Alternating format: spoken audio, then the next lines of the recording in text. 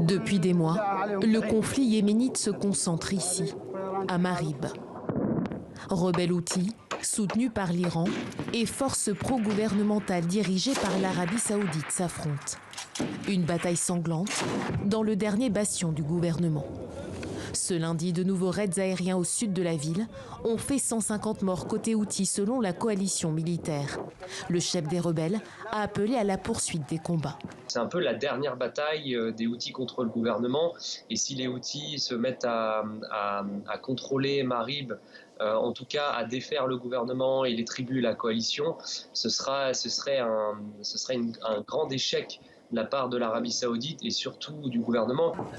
Depuis 2014 et la prise de la capitale Sanaa, les Houthis contrôlent la majorité de la population concentrée dans le nord du Yémen, à l'exception de la province de Marib, stratégique pour sa localisation et ses ressources en pétrole et en gaz.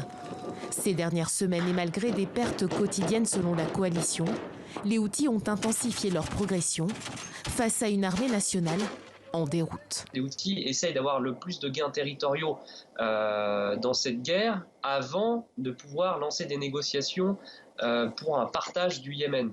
Aujourd'hui, si Marib tombe, le gouvernement n'aura que peu de choses à faire valoir lors des négociations de paix. Une paix attendue depuis 7 ans dans le pays.